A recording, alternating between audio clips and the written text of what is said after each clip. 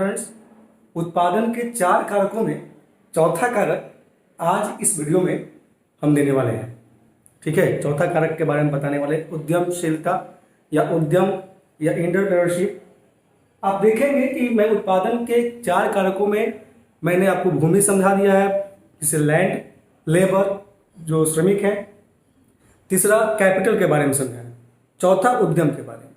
यह भी आपको पता है कि किसी भी उत्पादन के लिए लैंड, लेबर, कैपिटल और एंटरप्रेन्योरशिप जरूरी होता है। तो हम समझने का प्रयास करते हैं कि उद्यम का मतलब क्या है। चौथे कारक, उत्पादन के चौथे कारक उद्यम का मतलब क्या होता है।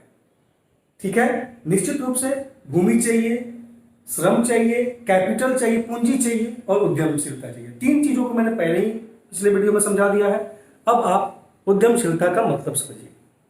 उद्यमशीलता का उद्यम का जो एक टेक्निकल डिफिनेशन हमने लिया है कि एक व्यक्ति या व्यक्तियों के समूह में पाई जाने वाली एक संश्लिष्ट उत्पादन शक्ति है। जो आपके अंदर जो उत्पादन शक्ति पाई जाती है उसी को उद्यम कहते हैं। आप उसी उत्पादन शक्ति के आधार पर किसी प्रकार का रिस्क ले सकते हैं। ठीक है, तो इसी उद्यमशीलता को, इसी उद्यम को 3 पार्ट्स में बांटा गया है। कितने तरीके के होते हैं उद्यम? तो 3 तरह के होते हैं। पहला नवाचार भूख, दूसरा प्रबंधन भूख, तीसरा जोखिम भूख। ठीक है, अब नवाचार भूख का मतलब क्या है? नवाचार कुछ नया करने की जो आपके अंदर इच्छा होती है, जो भूख होता है, उसको बोलते हैं। उसमें भी रिस्क होते हैं।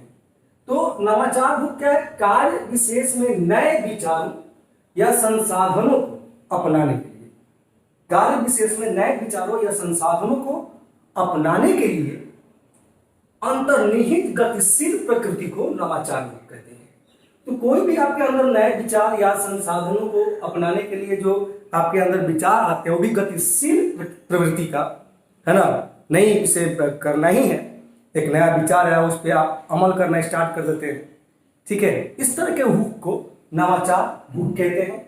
ठीक है, ये जरूरी है। तो किसी भी उद्यम में ये 3 चीजें होना जरूरी है उद्यमशील व्यक्ति में, नवाचार भूख, प्रबंधन भूख और जोखिम। तभी वो उत्पादन के समस्त कारकों को समन्वित करके है ना एक बेहतर उत्पादन की ओर है ना अपने बिजनेस को लेके जा सकता है, अपने कंपनी को आगे लेके जा सकता है, अपने देश को आगे लेके जा सकता है। दूसरा है प्रबंधन भूख। प्रबंधन मैनेजमेंट करने की जो क्षमता है, किसी भी कार्यक्रम विशेष में अन्य संसाधन धारकों, जैसे भूपति, संसाधन धारक कौन है? भूपति, श्रमिक, पूंजीपति के प्रयासों को संगठित करने की अंतर्निहित गतिशील प्रवृत्ति को प्रबंधन भूख कहते हैं। इन सभी को मैनेज करके रखना। ठीक है, ये भी अपने आप में एक तरह का उद्यमशीलता का ही एक संकेत है, उद्यमशीलता का ही एक मैसेज है, एक उदाहरण है कि इन सबको प्रबंधन करके उसको एक संगठन में बांध के रखना है ना, एक टीम वर्क करा लेना, यही प्रबंधन भूख का मतलब होता है। ये होना जरूरी है। तीसरा है जोखिम भूख।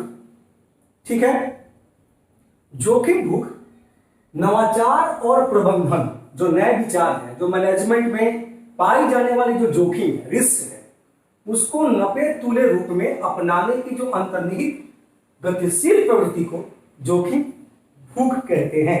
यानी जो प्रबंधन आप करते हैं, जो आप नए विचार लेके आते हैं, उसमें अगर किसी प्रकार का जो रिस्क होता है उसको किसी तरह से बैलेंस करके है ना उसमें अंतर्निहित गतिशील प्रवृत्ति के तरफ आप उसे मोड़ देते हैं, तो ये निश्चित रूप से एक जोखिम भूख होगा। निश्चित रूप से इतनी चीजें आपके अंदर है तो एक रिस्क जैसी स्थिति में भी किसी प्रकार का कोई रिस्क भी लेने से आपको गुरेज नहीं होगा। उससे आप निश्चित रूप से अगर प्रबंधन को आप मैनेज कर आप सभी भूमिपति, श्रमिक, पूंजीपतियों को मैनेज कर पाते हैं।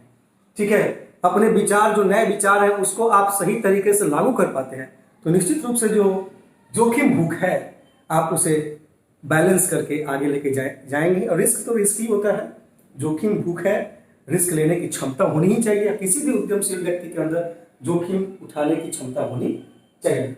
अब इस तीनों जो भूख है, भूख का मैं बार बार नवाचार भूख, प्रबंधन भूख और जोखिम भूख की बात कर रहा हूं, तो निश्चित रूप से भूख को भी मैं एक टेक्निकली डिफाइन कर दिया हूं कि किसी भी कार्य विशेष को करने की किसी भी कार्य विशेष को करने की जो अंतर्निहित गतिशील प्रवृत्ति को भूख कहते हैं। आप कोई भी कार्य करने के लिए आपके अंदर एक ललक है ना, एक अंतर्निहित आपके अंदर एक गतिशील प्रवृत्ति जो पाई जाती है कोई भी कार्य करने के लिए, उसी को भूख कहते हैं। नहीं पास, जैसे मान लीजिए कि आपको बीपीएससी निकालना है ना, वो कार्य करने के लिए जो आप उसको मैनेज करने के लिए कैसे निकालना है, कैसे पढ़ना है, वो जो करने के लिए आप प्रयास करते हैं, वही तो आपका भूख है। नहीं तो निश्चित रूप से उस कार्य को करने के लिए जो आपके अंदर गतिशील प्रवृत्ति है उसी को भूख कहते हैं। उसमें क्या नहीं है, उसमें भी नया चीजें जोड़ी हैं, उसमें भी प्रबंधन करना पड़ता है, उसमें भी रिस्क होता है ना। सब उठाते हुए आप आगे बढ़ ही रहे हैं, बीपीएससी की तैयारी कर रहे हैं या यूपीएससी की तैयारी कर रहे हैं, तो वहां भी आपको इसी रोल में आना है। नहीं, इसी तरह की भूमिका वहां भी निभानी है आपको। तो वो जो आपके अंदर अंतर्निहित कुछ नया करने का अगर कुछ भूख है तो उसे नवाचार भूख, उसे प्रबंधन करने का अगर भूख है तो प्रबंधन भूख, आप उसमें रिस्क के साथ सबको बैलेंस कर लेते हैं तो जोखिम भूख, और भूख आपके अंदर कोई भी कार्य करने की जो अंतर्निहित गतिशील प्रवृत्ति है ना, वो भूख कहलाता है। खैर इस परिप्रेक्ष्य में देखा जाए तो 21वीं सदी में एक बौद्धिक श्रमिक एवं उद्यमी के मिश्रण से जिस वर्ग का निर्माण हुआ उसी को टेक्नोक्रेट्स कहते हैं। ठेठ में इंजीनियर कह सकते हैं आप, ठीक है। यानी श्रमिक प्लस उद्यमी इज इक्वल टू टेक्नोक्रेट्स। किसी भी वस्तु के लास्ट में कंक्लूड कर रहा हूं कि किसी भी वस्तु उत्पाद में इन सभी कारकों का समन्वित रूप आवश्यक है। कोई भी उत्पादन करते हैं तो निश्चित रूप से उन सभी उत्पादन में इन सभी कारकों का, जो भी आपने अभी तक कारक पढ़े हैं उत्पादन के, उन सभी कारकों में एक समन्वित रूप आवश्यक है, तभी जाके आप सही उत्पादन को एक सही अंजाम तक पहुंचा सकते हैं। ठीक है, ये रहा आपका उत्पादन के चारों कारण। ठीक है, अलग अलग वीडियो में मैंने बना के आप तक पहुंचाया है। समझने का प्रयास कीजिए, अच्छा लगता है तो कमेंट कीजिए, आप मुझे और प्रेरित कीजिए ताकि मैं और आगे अच्छे वीडियो लेके आपके सामने आऊँ। ठीक है, धन्यवाद।